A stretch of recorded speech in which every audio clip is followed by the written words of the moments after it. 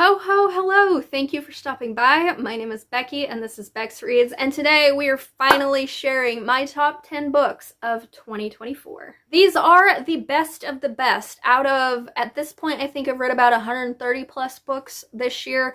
These are my top favorite, and I have a wide array of genres, some rereads and things like that. So let's see what my top 10 books of 2024 are. Coming in at number 10 is a reread for me, and I believe this book made my top list last year as well, and that is What the River Knows by Isabel Ibanez. So I reread this book in anticipation of going to Egypt. It was the book that Gavin wanted us to read, and because I loved this book, I decided to listen to the audiobook this time around to get a different, experience with it. So I still really loved this book on reread. I think the first time I read it, I gave it 6 stars because I was just so emotionally impacted by Inez's story and how it mirrored my own of always wanting to visit Egypt but never thinking it possible. Upon reread, I gave it 5 stars this time around because it didn't impact me on that emotional level because I was actually in Egypt when I was reading this. So the dream was realized, folks. I love Inez and Wit's characters within this story. She has always wanted to go to Egypt because her parents love it and they were always there trying to uncover artifacts and things like that. They've always left her behind. And suddenly she gets a letter saying that they have died. So she takes it upon herself to travel from Argentina to Cairo to discover what happened to them. And there she is met by her uncle who doesn't want her here and he is trying to send her back, and his associate Whitford Hayes, who is supposed to be the one to send her back. She is not having any of that. She has wanted to be in Egypt her whole life, and she is not going to let these men dissuade her from finding out the truth of what happened to her parents. This does have some mummy vibes to it. I loved their characters. I loved their chemistry. This has maybe a half a pepper of spice in it. Loved the magical realism that is in here. It just has that slight magical touch to it. But this is mostly a historical mystery. And I loved the whole hunt for Cleopatra's tomb, which is an actual mystery that is still unknown to this day. And I loved the Egypt setting. It was so cool to read this in Egypt. While I was sailing down the Nile River, I was actually listening to them on a felucca boat, having the same experience. I was at Philae Island where Inez uncovers some secret. It was just amazing to see and be in these places that were mentioned in this book, and I felt like I was part of this story. So number 10, love this book. Coming in at number 9 is Where the Dark Stands Still by A.B. Pornak. So this is an older YA fantasy romance.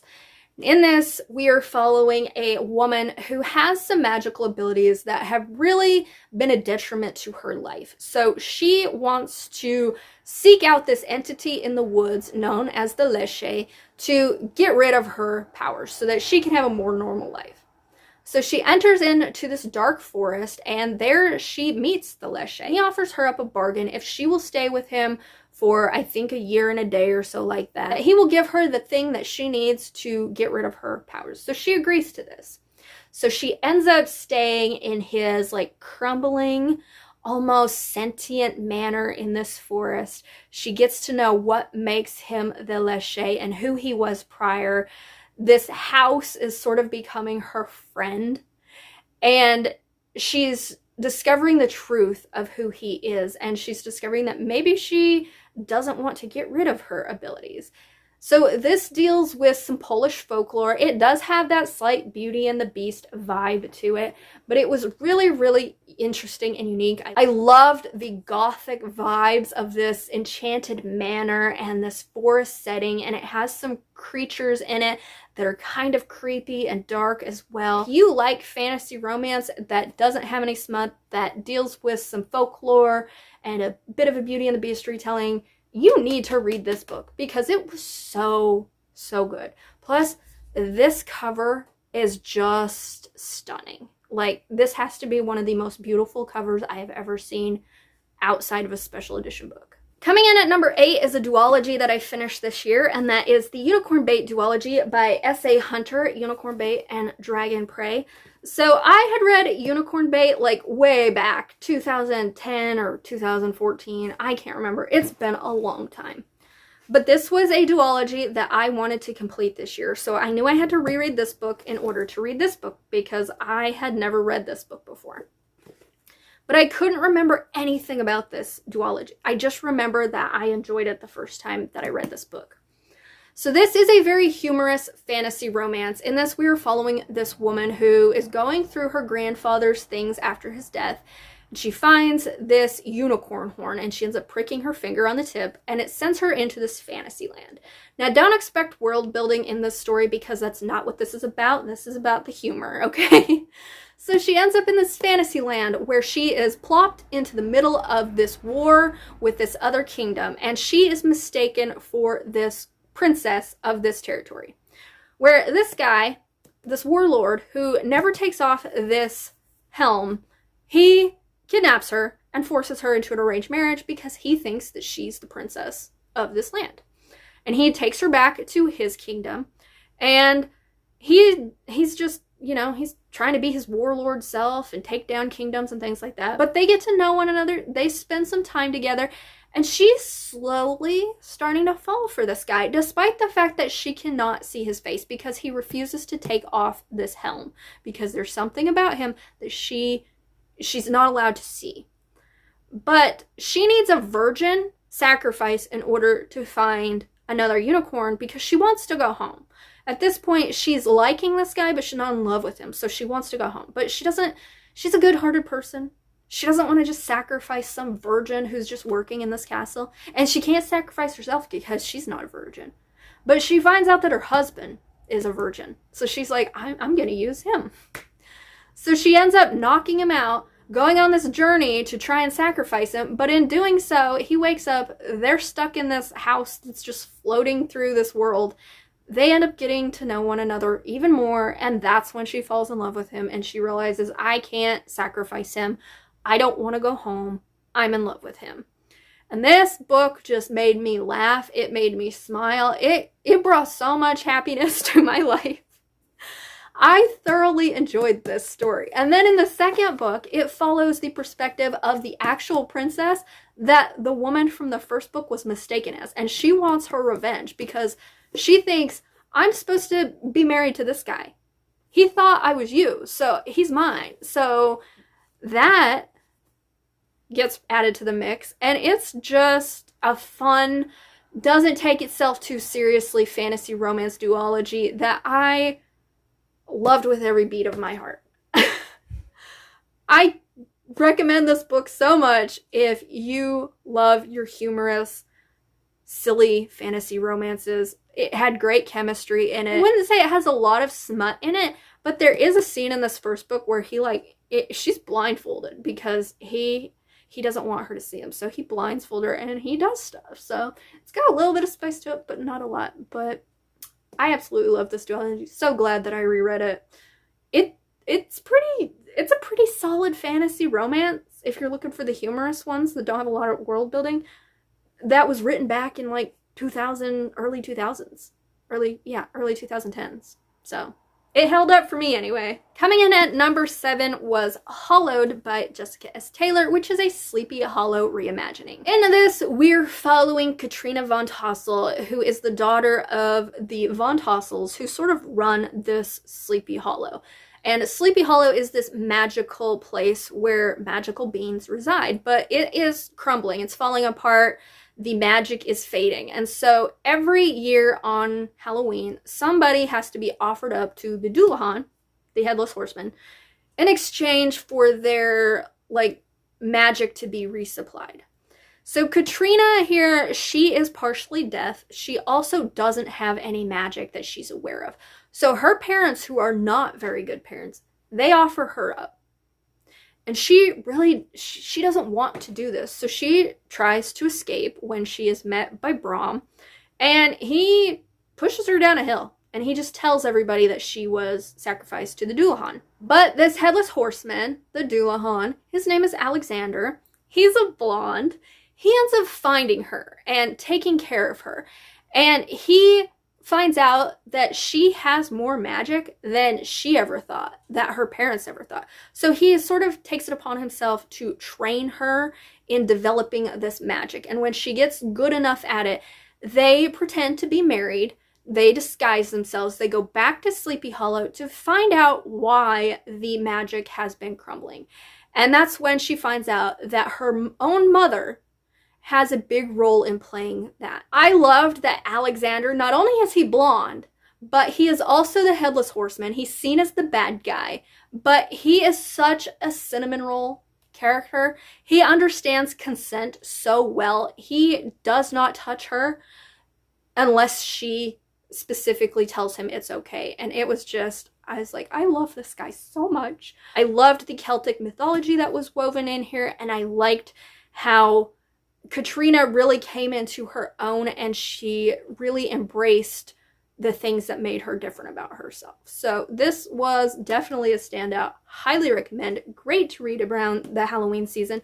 I think I did a reading vlog for this too. When I visited Sleepy Hollow, I did a Sleepy Hollow reading vlog. I will link it in the description if you want to hear more of my thoughts on it. Coming in at number 6 is a book that I read this month, and that is The Ornithologist's Field Guide to Love by India Holton, right? Yep, that's who it's by. So this captured my eye because my sister-in-law is really big into bird watching. I don't understand it, but she loves birds and bird watching. And so when I saw ornithologist, I'm like, that's bird watchers. So I sent her this book because of that. And I thought, this sounds cute. This is a historical romance. It does have some fantastical creatures in it, but I would say it's more historical romance with magical realism. And in this, we are following 2 ornithologists who are bird watchers, and they enter into this competition to become the birder of the year. They need to track down this magical bird in order to win this title and get tenure, because they're both in the professional field. And so they both are really wanting tenure, which is just freaking hilarious. And through them having to work together, they end up forming a romance. They have to end up pretending to be a married couple along the way to deal with some obstacles that come in their way. And this book was just so freaking adorable, so freaking fun. This female main character is such a dork. She is such a dork. She is totally attracted to this man, but she doesn't want to be. She's like, I gotta think of tenure. I need this tenure, so I cannot be attracted to his abs. But she's so smart, she's so knowledgeable, but it's that awkward smart thing that just makes her the biggest dork in the world. And this man, he is just a besotted fool for her. He is so attracted to her. He calls her Angel, and he is trying to get in her pants in the most cute way possible. Like, not a disgusting, creepy way, because he is a gentleman. This is a historical. But the way that they interact, it's just so freaking hilarious. The bird puns had me laughing. Like, I know nothing about birds, okay? I know nothing about ornithology.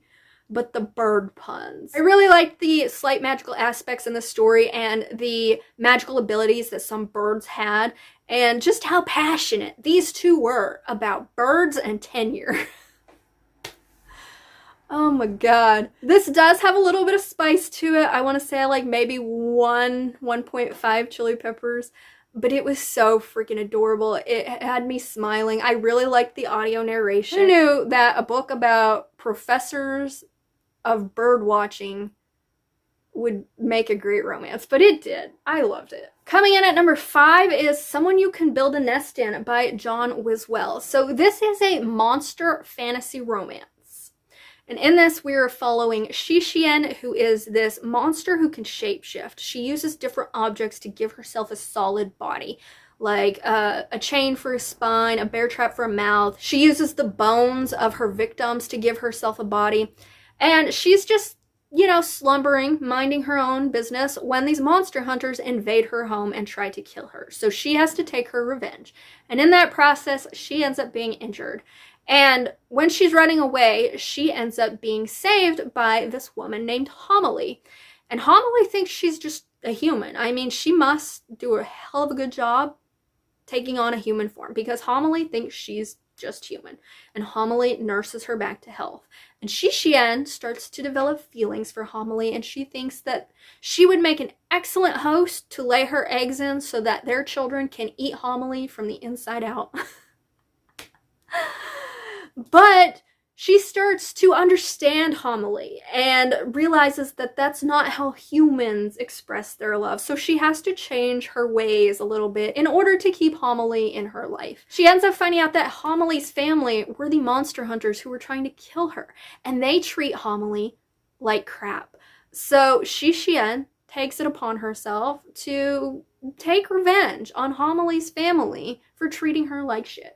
This freaking book, man, it was heartwarming and horrific all at the same time. Their chemistry was great. This has asexual rep in it, so there's no sex at all, but just the way they treated each other was so, so beautiful.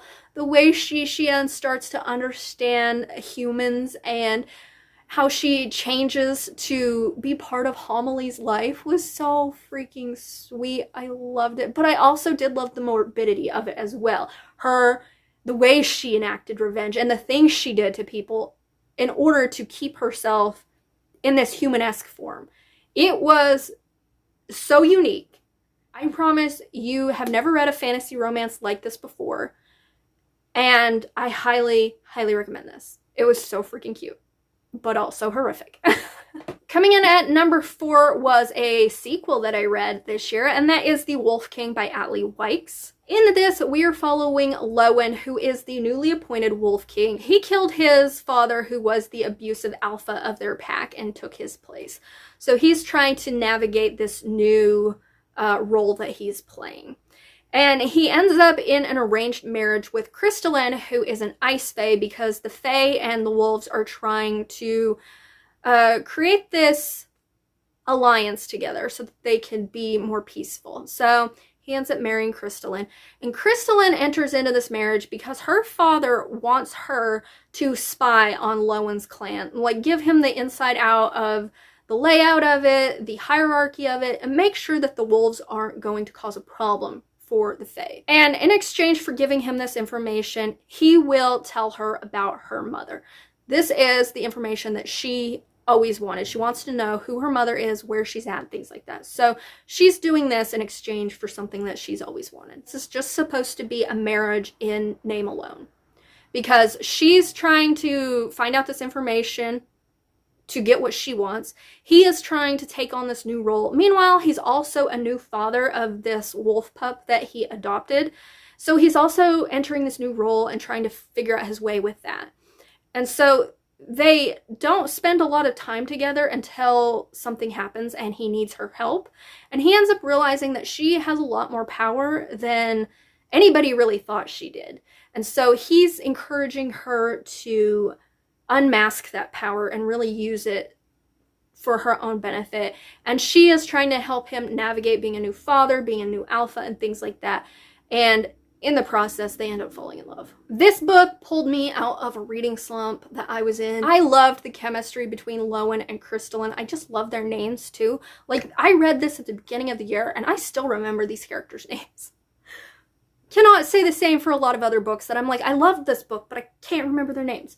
Lowen and Crystalline, what great names. Anyway, I loved them. I loved their relationship dynamic. It really was built on like trust and respect for one another. I loved seeing Lowen take on this new role within his pack because he is a bit of a cinnamon roll character as well, but he also has to be the alpha. So how does he manage to balance that out? They had great chemistry, and because it was such a slow building chemistry, I really, really felt that. I liked the ice magic that Crystalline, I mean, she's an ice fae and her name is Crystalline. How cool is that? Anyway, I loved the magic that she is able to wield with confidence once she discovers how to work that. I loved that he was so encouraging for her, because that's something that she's never had in her life, is somebody to encourage her. I do think you need to read prequel, first book, second book, because there are familial dynamics that link them all together. But I love this. Highly recommend this series. Coming in at number 3 was another reread for me, and that is 4 Years Trapped in My Mind Palace by Johan Twist. I did a whole dedicated review for this. I will link it in the description if you want to check it out. This is a historical fiction following a young man named Aaron who is trapped in a vegetative state. He is completely comatose. He can hear what's going on, but he can't move his body unless his eyes are already open. He can't open them himself. He can't communicate in any way. So his parents are sort of distancing themselves from him, and they're having their own problems. So he is moved into this nursing home to be the roommate of this old man named Solomon, who is dealing with dementia. And when Solomon meets Aaron, he is able to hear his thoughts. So he's able to give Aaron a voice that he hasn't been able to have. But nobody really believes Solomon can hear him because, you know, he's old, he's got dementia. People just think he's making stuff up. When Solomon has his dementia dreams, he's dreaming of his past lives, something magical happens, and it pulls Aaron into his dreams, where Aaron is able to experience these events within history. He's able to experience these things that he's never been able to experience, like having a job for the first time, or kissing a girl for the first time, or going on adventures. And they just experience this heartwarming, innocent, pure friendship that is so heart-touching. The ending of this book is just so magical, but yet it's something that I wish people could experience in real life. I really do. And I freaking loved this book. Again, it's gotten 6 stars every single time I've read it. So if you are somebody who likes historical fiction, this isn't too historical. It takes place in the 1980s. So if you're looking for a historical fiction that isn't too historical, but will just touch you and give you faith in humanity again, I cannot recommend this book enough. I need more people to read this book. And I appreciate the people who have read this book and they absolutely enjoy it as well. I'm like, see, I'm not wrong. Read this book. Coming in at number 2, I debated whether or not to put this book on my list because it's been on so many top 10 lists throughout the years, but it's my favorite book. And I reread it this year, and I'm like, you know what? I don't care if I've reread it pretty much every year since I originally read it. I don't care that it's my favorite book. I'm going to put it on my top 10 list because I freaking love it. And that is Radiance by Grace Draven. This is, again, a fantasy romance. It's a friends to lovers, and this is about Brishan and Ildiko. Brishan is a Kai warrior. He's got gray skin, glowing eyes, sharp claws, and Ildiko is a human. And they are put into this arranged marriage because they're both down the line in their family's hierarchy. So they're put in arranged marriage for alliance reasons, and they find each other atrocious to look at. They are appalled by one another. But they are both very mature characters, and they're like, you know, this is what it is, so let's make the most of it. Let's be friends. So on the journey back to his kingdom, they get to know one another, and they slowly start to fall for each other. And in the process of falling for each other, they see that they are insanely attracted to one another.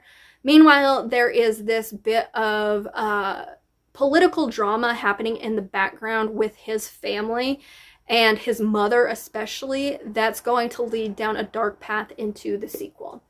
So I freaking adore this couple. Like, they are my relationship goals. Just the maturity of these characters, how freaking sweet they are with one another. The communication is on freaking point with these characters. The way that they talk to one another and respect one another is just so damn... It's just great. It is so goals. I want to be Ildiko because this couple is just everything to me.